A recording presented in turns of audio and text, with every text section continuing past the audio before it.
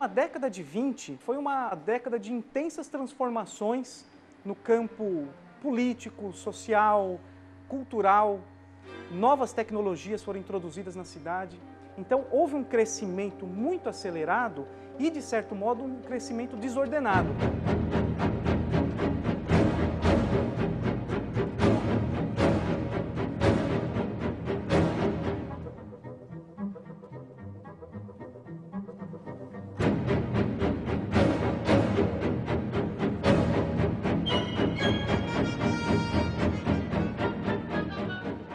Foi uma época de uma efervescência de ideias novas, ideias que surgiram aqui mesmo no Brasil e outras delas vindas da Europa e adaptadas aqui, novos movimentos políticos, como o anarquismo, o comunismo, ideias liberais. Posteriormente, começa a gradual introdução de ideias fascistas também. Então, se trata de um período bastante intenso, de polarizações ideológicas fortes, e a Câmara Municipal foi marcada por essas tensões também na década de 1920. Evidentemente, no período da Velha República, nós tínhamos o protagonismo absoluto do Partido Republicano Paulista. E não era diferente na composição da Câmara Paulistana naquele período. Tanto que, não só em nível local como em nível nacional, houve a deflagração do movimento tenentista para alterar esta ordem de coisas. Aquela política, de certo modo, controlada por uma elite e onde o voto era manipulado, onde havia perseguição a opositores do governo federal. E entre os críticos dessa situação estavam jovens tenentes que tinham uma formação política também e começaram a questionar essa situação e promoveram revoltas em várias cidades no Brasil.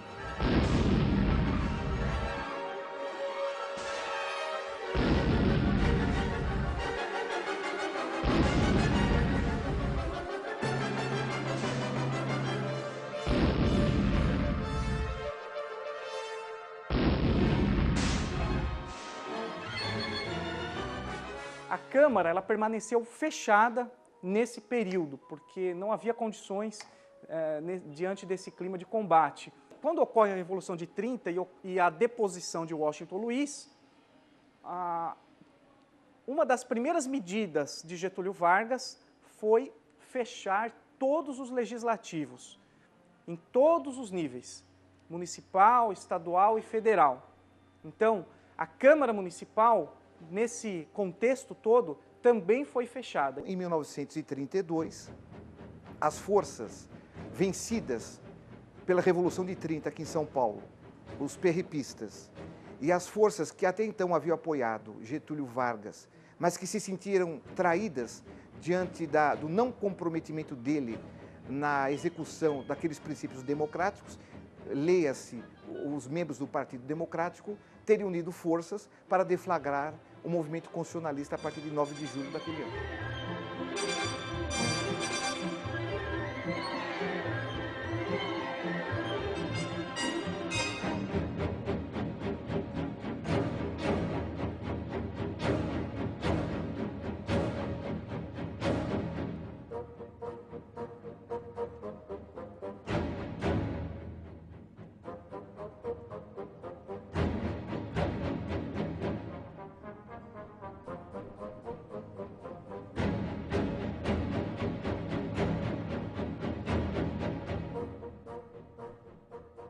Com o fim da Revolução Constitucionalista e a derrota dos paulistas, de certo modo, Vargas, para tentar amenizar os ânimos que estavam aqui em São Paulo, ele abriu a possibilidade para a criação de uma Assembleia Constituinte, que resultou na Constituição de 1934.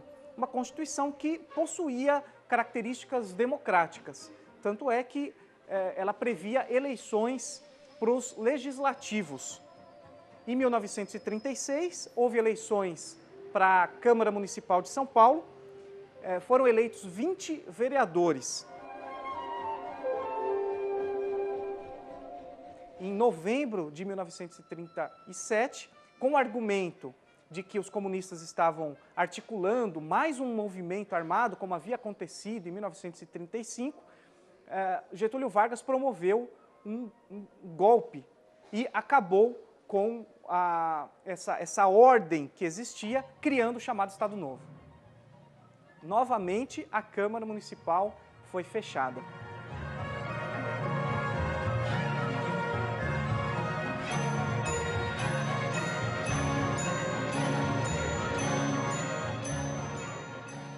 E por 10 longos anos perdurou esta humilhante situação criada pela perfídia inflexível e fria de consciências antidemocráticas.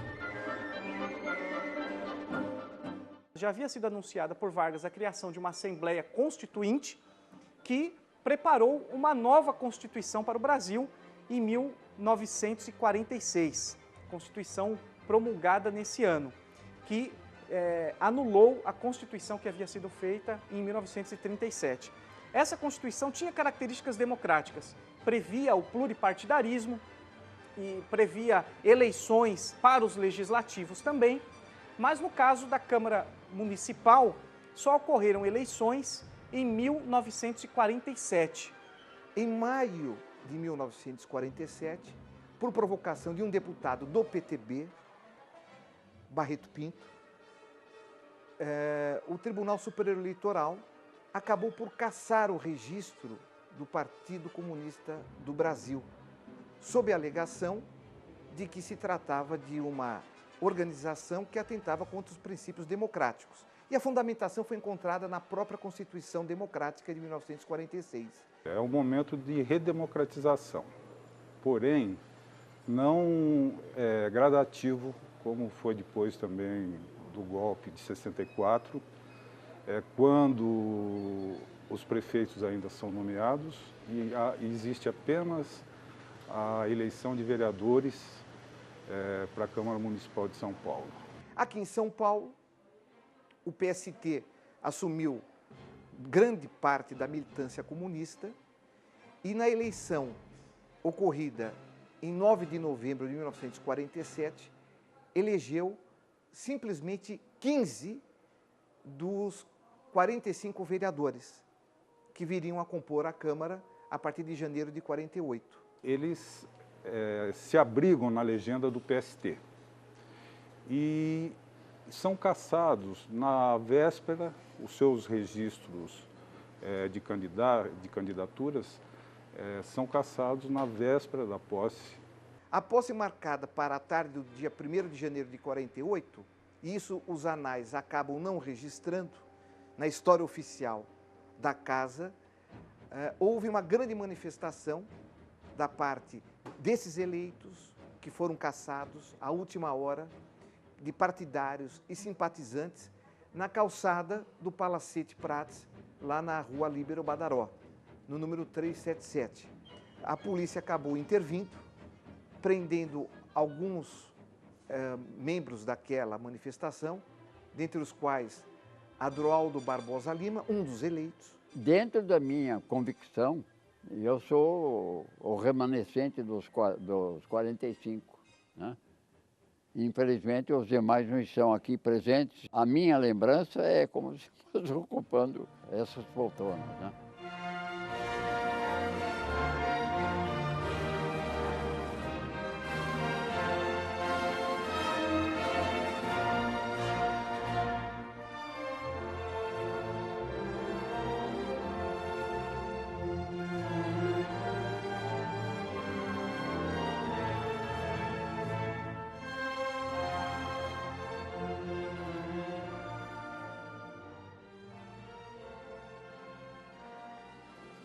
Elisa Kaufmann era uma professora, uma educadora, teria sido a primeira mulher a tomar posse na Câmara Municipal de São Paulo, se não fosse a fatalidade da cassação do seu diploma de eleita.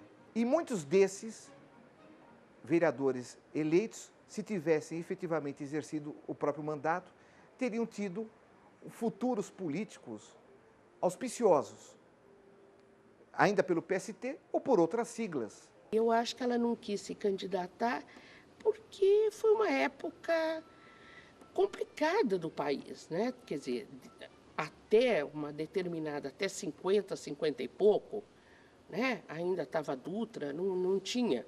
Em 62 ela ficou doente, né? Então, e teve um problema, né? Quer dizer, que ela foi usando outras militâncias que não dependiam de poder político ou de poderes outros. Comunista come criança. De maneira que era esse o conceito de comunismo básico, fundamental.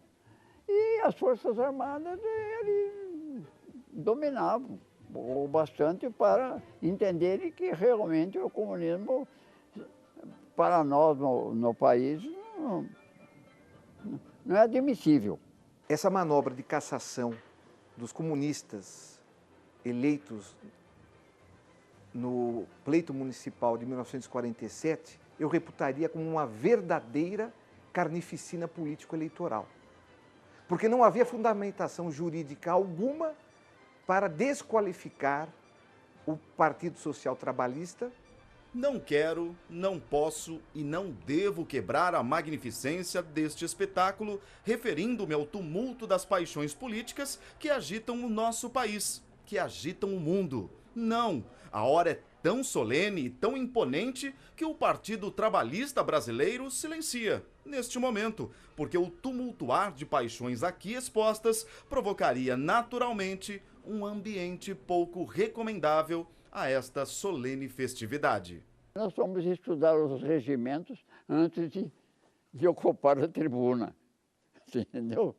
De maneira que, de um modo geral, a gente também tinha a cautela de certo manifesto de crítico e não fazer, não, porque também corria risco. Tal como aconteceu com aqueles 15, poderia acontecer com os demais também, né? Apenas um dos vereadores eleitos se manifesta na posse sobre a cassação. Não posso permitir que deixe de constar em ata o sentimento do Partido Socialista Brasileiro através de minha palavra pela restrição de direitos de que foram vítimas, na véspera da posse, os vereadores eleitos sob a legenda do Partido Social Trabalhista.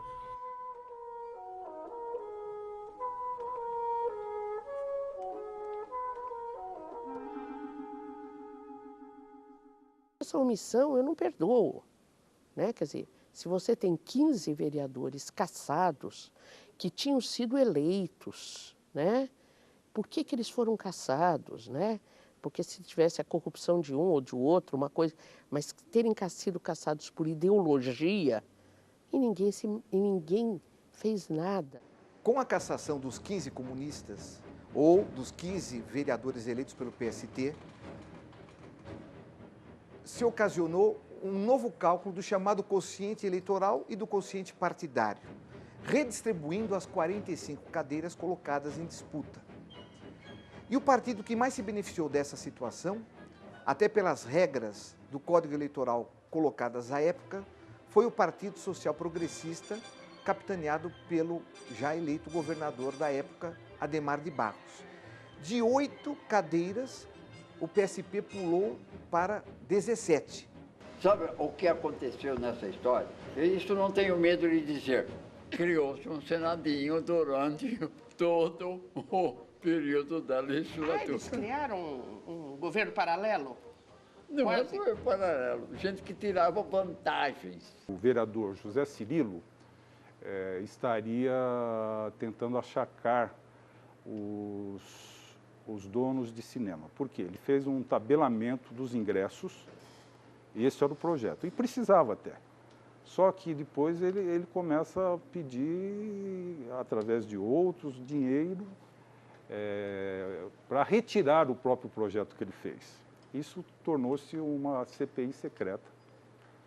E ela acabou em pizza, enfim. A partir de 48, os vereadores, eles sentem a necessidade, até para garantir a sua sustentação política, de ter contato com a população, de ir aos bairros, de ouvir os problemas, de ouvir as sociedades amigos de bairro que iam surgindo, Então, é o caso do vereador Jânio Quadros. O Jânio nunca foi suplente, ele foi eleito com 1.707 votos. Existe um equívoco que se repete nos livros de história, mas ele ele foi um vereador eleito. Dizem que é intriga da oposição e essa história vem se repetindo, mas as atas do TRE dizem que ele foi eleito com 1.700, o segundo da legenda do PDC, Partido Democrata Cristão. Quando o Partido Comunista toma uma linha que não quer mais se afinar com governos, com a política, então fica uma massa de militantes que era importante, uma máquina eleitoral importante de eleição, que isso era do Partido Comunista, antes dos anarquistas lá atrás. E toda essa herança vem para o Jânio. Por quê? Porque ele é ativo, ele vai nos sindicatos, ele vai nos lugares de trabalho, denuncia as situações impróprias de trabalho, enfim. O tempo todo ia aos bairros, fazia anotações de problemas que ele presenciava, ouvia a voz das pessoas nos bairros, ia até a tribuna da Câmara e se tornava uma voz a anunciar esses problemas. Não há dúvida que Jânio Quadros entrou no vácuo ocasionado pela ausência desses comunistas no Palacete Prates. O povo já está cansado de sofrer dessa maneira. Jânio Quadros é a esperança desse povo abandonado. O projeto 234 de 1949. Esse projeto destinava recursos aos clubes de futebol. Queria ajudar os clubes de futebol, tanto em recursos como em áreas cedidas pela prefeitura. São Paulo faltava tudo. Então ele e o Cid Franco começam a fazer críticas. Como é que uma cidade onde falta água, falta esgoto, falta escola, falta saúde, poderia estar destinando recursos para o esporte? A língua ferina do Jânio, ela tem uma resposta de um vereador lá no plenário que vai lá e esmurra o Jânio. Cenas de pugilato na tribuna. Aliás, a capa do nosso livro é isso, quer dizer, o Jânio aparece no Correio Brasiliense, a gente conseguiu a foto original, sendo medicado na tribuna, né? Porque ele conseguia fazer que esse projeto não fosse aprovado, eles pediam adiamentos, enfim, eles conseguiram. E depois que acontece esse fato, com o Altimar Ribeiro de Lima, que é o vereador que enseja essas cenas de pugilato, aí então o projeto não passa. O destino do projeto foi o arquivo. A relação da população com os prefeitos era uma relação tensa, não havia uma identificação do prefeito com a população e vice-versa.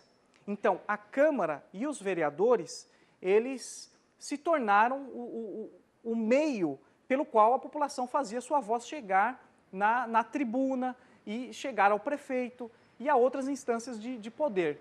Nós estivemos primeiro lá na Câmara dos Deputados, né? Tivemos lá também um encontro com o pessoal, etc., mas eles não tinham poder nenhum, porque o poder emanava mesmo só do presidente. Em Petrópolis, quanto mais nós nos aproximávamos de Petrópolis, o Jânio parecia uma pessoa que tinha Paxton. E o Cid Franco também. Ele foi muito atencioso, né, com toda coisa. Mandou uma saudação ao Marrei. Quando vocês voltarem, etc., levar minha saudação, não sei o quê.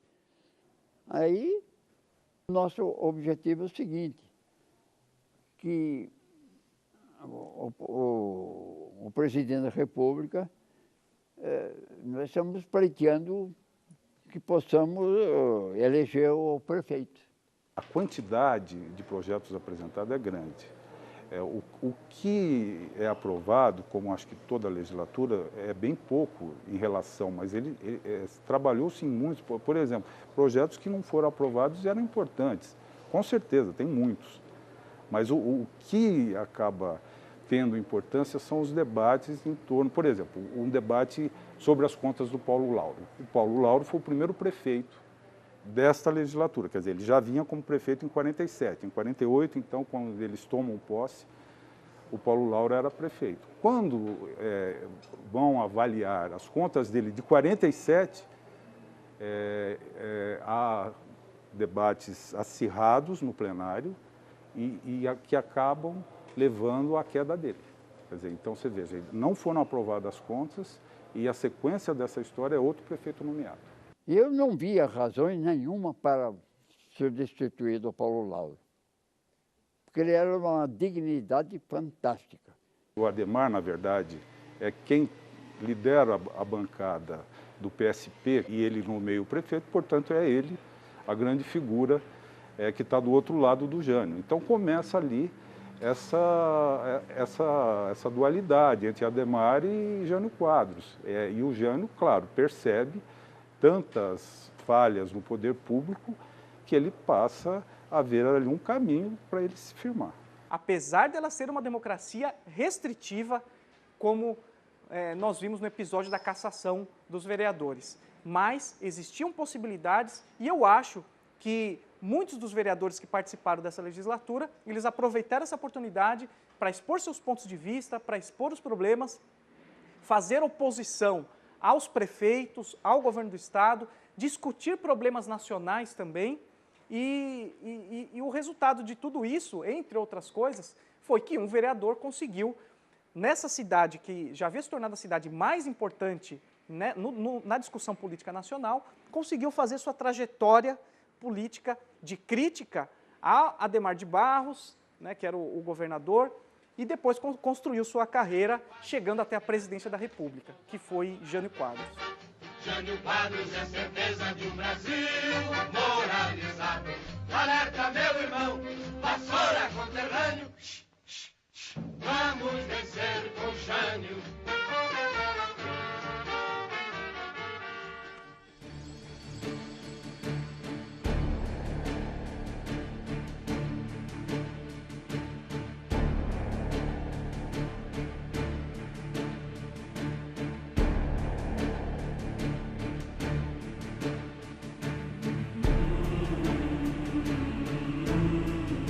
Depoentes, quem eu entrevistei, eles testemunham que foi, de longe, o melhor parlamento paulistano, quer dizer, a primeira, pós-Getúlio, o melhor parlamento paulistano até hoje.